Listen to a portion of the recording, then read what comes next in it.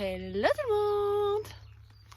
Bon ben voilà, aujourd'hui on se retrouve. Alors je sais pas si vous allez bien m'entendre, donc je vais parler fort. On se retrouve pour notre dernier entraînement à Capucine et moi. Donc comme vous voyez, elle est toute bien équipée, elle est toute jolie. Donc voilà, donc là on est parti. Bon, on va faire un chemin plus ou moins équivalent à ce qu'on va faire, donc c'est à dire que là on est sur un chemin où voilà, moi j'ai pris mon gros sac à dos. C'est vraiment le dernier, donc aujourd'hui c'est l'explication de notre entraînement.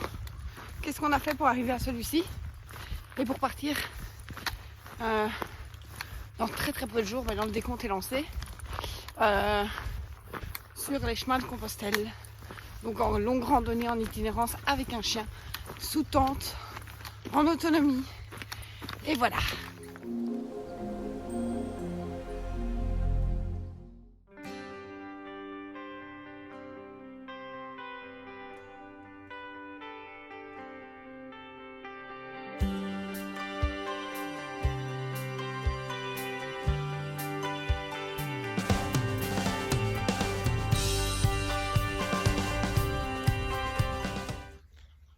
Bon ben voilà, on est posé. Alors aujourd'hui on va vous parler entraînement. Entraînement. Comment est-ce que j'arrive avec mon micro bazar à aller faire 20-25 bornes par jour? Comment est-ce que je fais? Eh bien c'est très simple. Elle promenait déjà de manière régulière. Donc ça c'est déjà la première chose. Les promener de manière régulière. On attend qu'ils aient 1 an pour leurs articulations. C'est hyper important. Donc on les promène de manière régulière. Une fois que les promenades de manière régulière dans le quartier, c'est bien intégré, que le chien est bien tranquille, qu'elle promène bien, on agrandit 1 fois par semaine les tours. Donc on commence par faire 3, 4, 5, 6, 12. Voilà. Et il faut que chaque fois que vous rentriez, il faut que le chien soit fou, qu'elle joue dans tous les sens. Si quand vous rentrez, le chien court, joue, machin, bazin, c'est qu'elle n'a pas subi cette promenade et l'intensité de la promenade. Et donc ça veut dire que la fois suivante, on peut de nouveau agrandir le tour. Si par contre, quand vous rentrez, le chien est un peu pantouflard, vous voyez qu'elle est fatiguée, morte, n'agrandissez pas, voire même faites demi-tour. Parce que ça ne sert à rien de forcer, vous allez forcer aussi sur ses articulations. Et les articulations, surtout chez un jeune chien, c'est hyper important. Quand je dis jeune chien, ici, Capucine a 2 ans. Ça fait partie c'est encore considéré comme un jeune chien, en tout cas pour ce qu'elle va faire ici. Évidemment, c'est une grosse préparation. C'est une préparation comme pour nous. On muscle notre chien au fur et à mesure du temps. Il ne faut pas se dire que ça se fait sur 1 an. Ici, la préparation de Capucine, ça fait 6 mois qu'elle est en cours. 6 mois qu'on agrandit au fur et à mesure les randonnées, l'intensité, la régularité. Voilà, et c'est vraiment important. Ici, par exemple, cette semaine, on ne va pas faire du long. On va plutôt faire du 3-4 km. Mais par contre, tous les jours. Tous les jours, avec un repos vendredi, samedi, avant de réentamer. Donc ici, on est dans la dernière phase, donc ça c'est vraiment la dernière phase. Donc une fois que vous avez fait un certain nombre de kilomètres, que vous y arrivez, qu'il n'y a pas de problème, ben, c'est comme pour nous, on alourdit notre sac au fur et à mesure du temps. Maintenant on est à peu près arrivé à ce moment où notre sac est bien lourd. On a l'habitude de faire 20 bornes. Ça va aller. Donc maintenant, on va essayer de travailler un peu la régularité cette semaine, la dernière semaine. Et bien sûr, on fait attention à ne pas se blesser. C'est hyper important. En cas de blessure, on prend le temps. Surtout, ça ne sert à rien de courir, de vouloir retourner trop vite. Prenez le temps et encore plus avec vos chiens. Ce qui est important aussi, c'est de faire attention à leur rythme. Nous, on va marcher. Eux, ils vont marcher. Mais eux, ils vont marcher peut-être plus vite, plus lentement. Ils vont être moins réguliers que nous au niveau de leur marche. Et donc, c'est important. Bien sûr, il n'y a pas de marche au pied. Hein. Ça, on oublie. La marche au pied, on oublie. Je ne l'oblige pas à être en traction. Elle marche comme elle en a envie. Elle marche à son rythme. Et si à un moment donné, je vois que son rythme est plus lent que d'habitude, je vois qu'elle a un peu plus de mal, et bien à ce moment-là, tout simplement, qu'est-ce qu'on fait? On s'arrête. Et si nous, on a envie de continuer, si on se dit, on vient de faire une pause, on va pas en refaire une, on s'arrête, on la met dans son sac et on continue avec elle en sac. Mais elle s'arrête, ça c'est hyper important. Ne forcez jamais. Si vous voyez que le chien a une crampe ou quoi, il faut faire une pause. Et une pause pour un chien, c'est pas comme pour nous. Nous, on s'arrête, on mange un petit biscuit, on reste un quart d'heure et on redémarre. Le chien, non, pas du tout. Le chien, excusez-moi, il y a plein de mouches. Cette année-ci, c'est un peu affolant. Voilà. Le chien, c'est plutôt des pauses d'1 heure qu'il a besoin. Donc, il faut le savoir. C'est pour ça aussi que nous, on a prévu le sac parce que je suis pas sûre qu'on va s'arrêter à chaque fois 1 heure. Je suis pas sûre. Et bien sûr, on adapte notre chemin. Étant donné que normalement, les étapes sur Compostelle font plutôt 30 km que 20. Nous, on va tourner autour de 20 et en plus, ça va nous permettre de faire pas mal de visites puisqu'on traverse plein de villages. Et dans tous ces villages, il y a des choses à voir. Il y a des églises, il y a des cathédrales, il y a des bâtiments historiques, il y a des musées. Donc c'est aussi ça, le but de la randonnée, c'est aussi de pouvoir voir les choses. Voilà. Tu as soif, ma chérie? Tu as soif, mon Rebecca? Tu veux encore pas? Voilà. Et puis surtout, ça c'est important, de bien s'entendre avec son chien. Parce qu'il va falloir se supporter, ben oui. Oui, il va falloir que tu dormes avec moi, ce que tu ne fais jamais. Les chiens ne dorment pas dans mon lit. Et là, elle va dormir dans ma tente. En gros, elle va dormir dans mon lit. Tu vas dormir dans mon lit? Ouh. Donc voilà.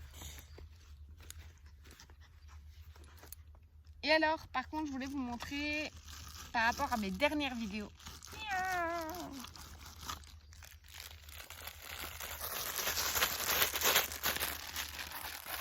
Mon petit paquet, voilà, donc je voulais vous montrer parce que maintenant que j'ai ouvert le paquet, que j'ai commencé à le préparer. Oui, tu vas en avoir un, oui.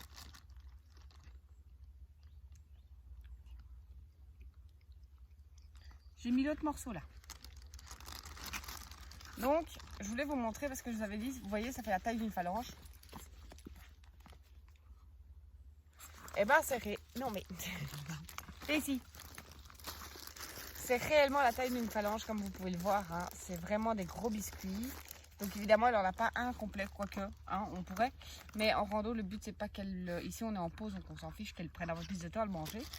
Mais normalement, non. Et alors, comme vous voyez, elle les adore. Elle en est fana. Non, c'est tout pour le moment. On ne se goinfre pas. On ne se goinfre pas, mademoiselle. Donc voilà. Alors... concernant les changements de mon sac, parce qu'il y a eu quelques changements depuis la dernière vidéo que je vous ai faite, simplement les petites chaussures que je lui avais achetées, mais finalement elle a repris l'ancien système parce qu'elle les enlève.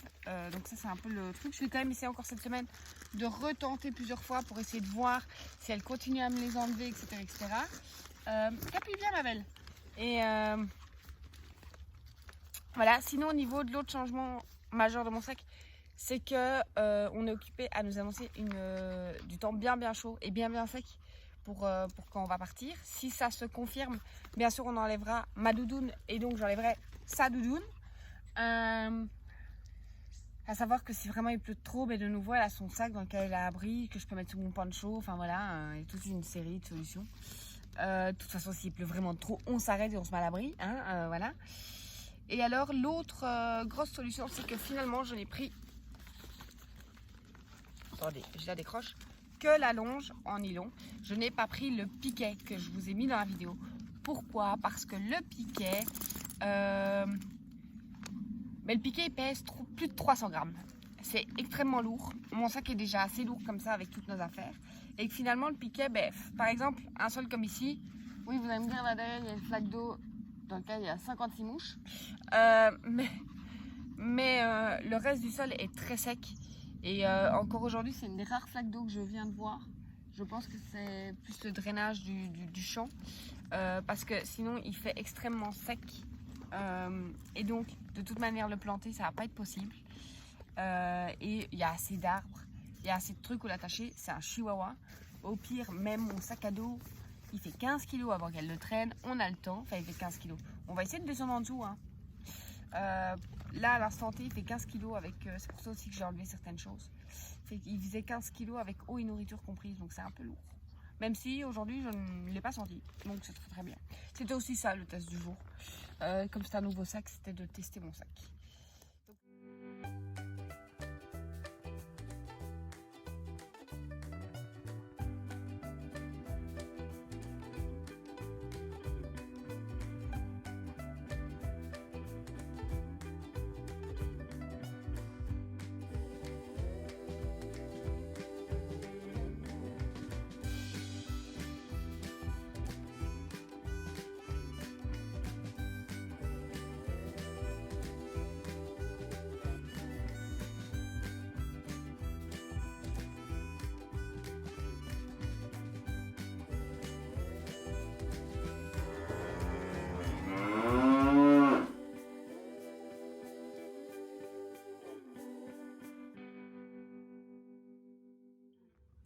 Et voilà, bon bah alors on n'oublie pas, rejoignez-nous sur notre page Facebook, vraiment. Comme ça vous pourrez suivre nos aventures jour après jour et ne pas devoir attendre notre retour et notre vlog sur notre voyage sur les chemins de Compostelle.